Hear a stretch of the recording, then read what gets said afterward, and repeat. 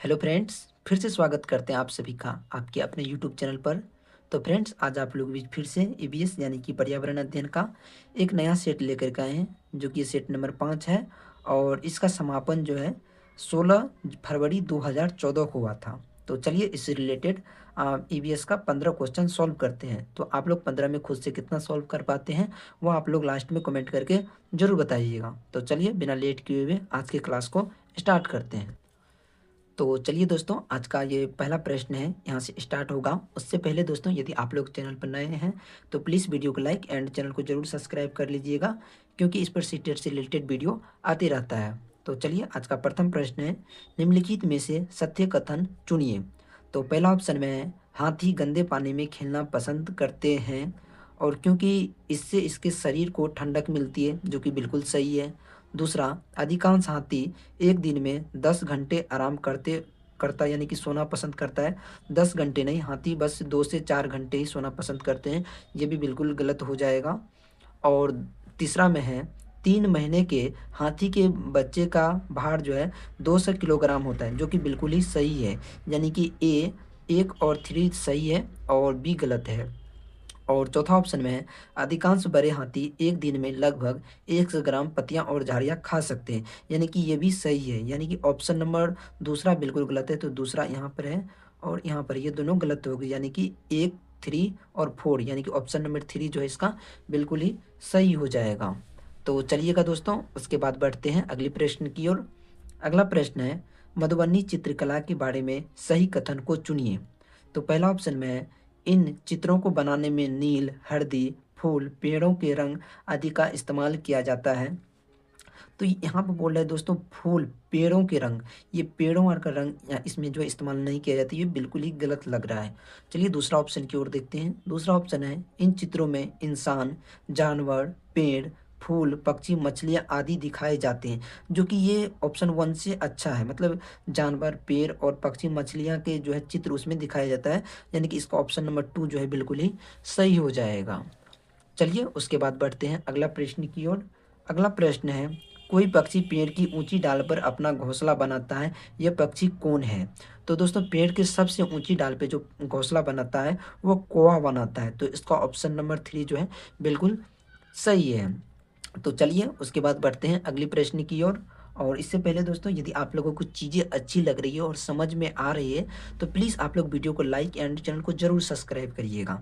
चलिए अगला प्रश्न है, पोचमपल्ली गांव एक विशेष प्रकार के कपड़े की बुनाई के लिए प्रसिद्ध है और इसे भी पोचमपल्ली ही कहते हैं। यह गांव निम्नलिखित में से किसका भाग है? केरल, कर्नाटक, तमिलनाडु और आंध्र प्रदेश। तो पोचमपल्ली जो है दोस्तों, यह आंध्र प्रदेश का जो एक प्रसिद्ध बुनाई वाला मतलब कपड़ा है। तो इसका ऑप्शन नंबर 3 जो है बिल्कुल सही हो जाएगा। लेकिन दोस्तों, ये पोचमपल्ली जो है अब ये आंध्र प्रदेश में नहीं बल्कि ये तेलंगाना में होता है, क्योंकि पहले आंध्र प्रदेश और तेलंगाना दोनों एक ही में थे, लेकिन अब आंध्र प्रदेश और तेलंगाना अलग हो गए हैं। तो ये पोचमपल्ली जो है ये अब तेलंगाना में चल गए। यदि ऑप्शन में तेलंगाना रहेगा तो आप लोग तेलंगाना को मारिएगा, आंध्र प्रदेश तब बिल्कुल गलत हो जाएगा। और यदि तेलंगाना ऑप्शन में नहीं रहेगा तो आप आंध्र प्रदेश को जो है मार सकते हैं। तो अभी फिलहाल तो ऑप्शन नंबर 3 यानी कि आंध्र प्रदेश इसका बिल्कुल ही सही हो जाएगा। तो चलिए अगला प्रश्न है, रेगिस्तानी ओक के बारे में सही कथन चुनिए। यह पेड़ ऑस्ट्रेलिया में पाया जाता है, जो कि बिल्कुल ही सही है। और दूसरा, यह एक विशेष प्रकार का पेड़ है जिसकी टहनी जड़ें टहनियाँ से लटकती है। चलिए इसको देखते हैं। चलिए उसके बाद तीसरे ऑप्शन देखते हैं, इस पेड़ की जड़ें जमीन पर उस गहराई तक जाती है जब तक कि पानी तक ना पहुंच जाए, जो कि बिल्कुल ही सही है। और इसमें जो है दोस्तों, पानी पेड़ में जमा हो जाता है तो उसमें छेद करके पाइप की मदद से पानी को निकाला जाता है स्थानीय लोगों के द्वारा। और चौथा ऑप्शन है, इस पेड़ की जड़ में पानी जमा रहता है और स्थानीय लोग पतले पाइप का उपयोग करके इस पानी को पीते हैं, जो कि बिल्कुल ही सही है। यानी कि इसका ऑप्शन ए सी और डी ऑप्शन नंबर 2 जो है बिल्कुल सही हो जाएगा। चलिएगा दोस्तों, उसके बाद बढ़ते हैं अगली प्रश्न की ओर। अगला प्रश्न है, अबू धाबी के विषय में सही कथन को चुनिए। तो पहला ऑप्शन ये रेगिस्तानी इलाके में है, जो कि बिल्कुल ही सही है। दूसरा, अबू धाबी में पानी पेट्रोल से महंगा है, जो कि ये भी बिल्कुल ही सही है। क्योंकि दोस्तों, आप लोगों को पता होगा कि रेगिस्तानी इलाके में पानी का बहुत ही ज़्यादा महत्व होता है। और तीसरा ऑप्शन में यहाँ की स्थानीय भाषा अरबी है, तो ये भी बिल्कुल ही सही है। और अबू धाबी की मुद्रा रुपये को दिनार कहते हैं, तो अबू धाबी की जो दोस्तों रुपया है उसको दिनार नहीं कहते, ये तो बिल्कुल ही गलत हो जाएगा, यानी कि ऑप्शन नंबर इसका ए बी सी यानी कि 1 जो है बिल्कुल सही हो जाएगा। चलिएगा बढ़ते हैं उसके बाद अगले प्रश्न की ओर। अगला प्रश्न है, कुछ जानवर रात में जागते हैं, यह जानवर हर चीज को जिस रंग में देखते हैं वे हैं। तो दोस्तों जो जानवर रात को जागते हैं वह मतलब दिन को जो है कोई भी चीज को जो है जिस रंग से देखते हैं वह काला और सफेद ही उसको दिखाई देता है, तो इसका ऑप्शन नंबर 3 जो है बिल्कुल ही सही हो जाएगा। तो चलिएगा दोस्तों उसके बाद बढ़ते हैं अगले प्रश्न की ओर, जो कि दोस्तों ये अगला प्रश्न है सॉल्व करने से रिलेटेड, तो इसलिए इस क्वेश्चन को जो है छोड़ देते हैं। तो चलिए उसके बाद बढ़ते हैं अगले प्रश्न की ओर। तो अगला प्रश्न है, मृत सागर क्या है? और दोस्तों ये मृत सागर से बार बार सीटेट में क्वेश्चन पूछा गया है, इसको आप इम्पोर्टेंट लगा लीजिएगा क्योंकि इससे पूछ सकता है सीटेट में इस बार। चलिए पहला ऑप्शन में ऐसे सागर जिसका पानी जहरीला होता है, ये मृत सागर तो जहरीला नहीं होती, बिल्कुल गलत हो जाए। दूसरा, ऐसे सागर जो सभी महासागरों व सागरों से ज़्यादा नमकीन होते हैं, जो कि ये बिल्कुल ही सही है, तो इसका ऑप्शन नंबर 2 जो बिल्कुल सही हो जाएगा। दोस्तों ये मृत सागर जो है यह सागरों और महासागरों से जो है ज़्यादा नमकीन होते हैं, यह आप लोग ध्यान में रखिएगा। चलिएगा बढ़ते हैं उसके बाद अगली प्रश्न की ओर।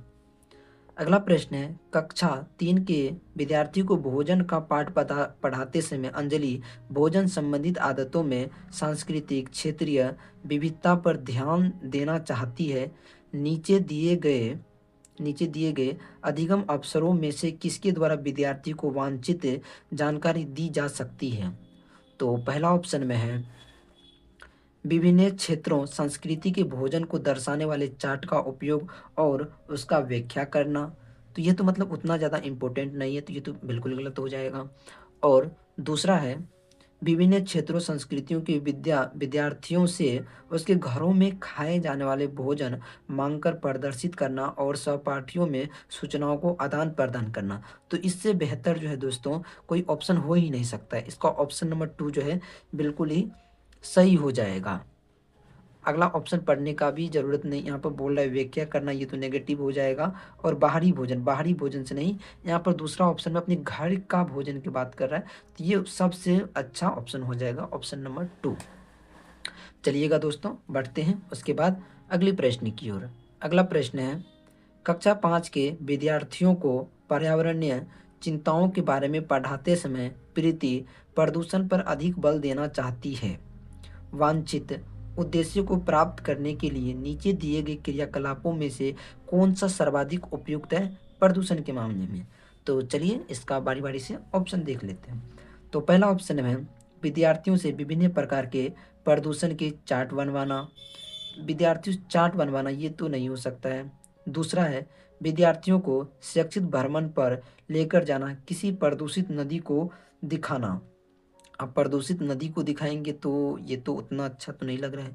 अगला ऑप्शन देखते हैं। अगला ऑप्शन है विद्यार्थियों से विभिन्न प्रकार के प्रदूषणों से संबंधित समूह परियोजना पर कार्य करने के लिए कहना। तो ये ऑप्शन 3 जो सबसे अच्छा लग रहा है, क्योंकि इसमें बोल रहा है कि परियोजना पर कार्य करने के लिए कहना, तो इसका ऑप्शन नंबर 3 जो है बिल्कुल ही सही हो जाएगा।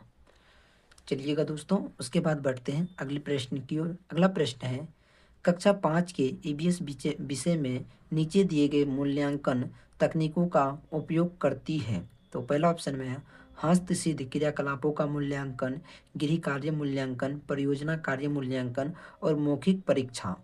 तो नीचे दिए गए तकनीकों में कौन सा युग्म वस्तुनिष्ठ मूल्यांकन दे सकता है? यहाँ पर बोला है वस्तुनिष्ठ मूल्यांकन, तो हस्तसिद्ध क्रियाकलापों का मूल्यांकन ये तो बिल्कुल सही हो जाएगा। गृह कार्य मूल्यांकन ये भी जो है दोस्तों ठीक रहेगा। और परियोजना कार्य मूल्यांकन और मौखिक ये दोनों गलत हो जाएंगे, यानी कि ऑप्शन नंबर 1 और 2 जो है इसका 1 2 नहीं, मौखिक गृह कार्य नहीं होगा, मौखिक परियोजना होगा जो मुख से जो है वास्तुनिष्ठ मूल्यांकन दे सकता है, यानी कि इसका ऑप्शन नंबर 4 यानी कि 1 और 4 यानी कि 2 जो है बिल्कुल ही सही हो जाएगा।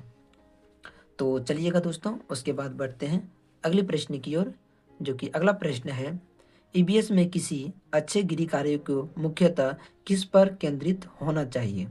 पुनरावृत्ति और परवलीकरण पर और मास्टरी लर्निंग पर, विस्तारित अधिगम के लिए चुनौती और उत्तेजना पर, समय का दुरुपयोग पर। तो इसमें जो है दोस्तों सबसे अच्छे बोल रहा है, तो विस्तारित अधिगम के लिए चुनौतियों और उत्तेजना, इससे अच्छा ऑप्शन तो हो नहीं सकता है। तो इसका ऑप्शन नंबर 3 बिल्कुल ही सही है। चलिएगा उसके बाद बढ़ते हैं अगले प्रश्न की ओर। अगला प्रश्न है, शालिनी ने कक्षा 4 के विद्यार्थियों को विज्ञान केंद्र दिखाने के लिए शैक्षिक भ्रमण की योजना बनाए। नीचे दिया गया कौन सा सामान्य निर्देश इस भ्रमण के लिए अप्रासंगिक है? तो पहला ऑप्शन है प्रदर्शन के समय अपनी शंकाओं के विषय में प्रश्न पूछना, अपना दिन भर का पूरा बस्ता लेकर के आना, और तीसरा बिना बूझे सूचित किए ना जाना, और चौथा ऑप्शन में है अपने साथ पेन और नोट पैड लेकर के जाना। तो इसमें बोल रहा है कि क्षेत्र भ्रमण में अप्रासंगिक क्या होगा, यानी कि अप्रासंगिक मतलब हो गया गलत। तो ये अपना दिन भर का पूरा बस्ता लेकर के आना, ये ऑप्शन गलत हो जाएगा, यानी कि ऑप्शन नंबर 2 इसका बिल्कुल सही हो जाएगा, नेगेटिव का नेगेटिव। चलिएगा ये आज का जो लास्ट प्रश्न है ईवीएस पैडागोजी प्लस थ्योरी का, तो ये आप लोग देखिएगा। और इससे पहले आप जाने से पहले आप लोगों ने 15 में खुद से कितना सॉल्व किया है वो आप लोग कमेंट में जरूर बताइएगा, क्योंकि आज जितना भी क्वेश्चन था ये बहुत ही ज़्यादा इम्पोर्टेंट था। चलिए अगला प्रश्न है, प्राथमिक स्तर की अच्छी ईवीएस पाठ्यचर्या में होना चाहिए अपने आसपास को खोजने के अवसर प्रदान करना। इससे बेहतर तो ऑप्शन हो ही नहीं सकता है। तो इसका ऑप्शन नंबर 2 जो है बिल्कुल ही सही हो जाएगा। तो दोस्तों ये आज का ईवीएस पेडागोजी का कुल 15 प्रश्न था। तो ये 15 में आप लोगों ने खुद से कितना सॉल्व किया वो आप लोग जरूर बताइएगा। तो मिलते हैं एक नया सेट के साथ, तब तक के लिए बाय, लाइक एंड सब्सक्राइब।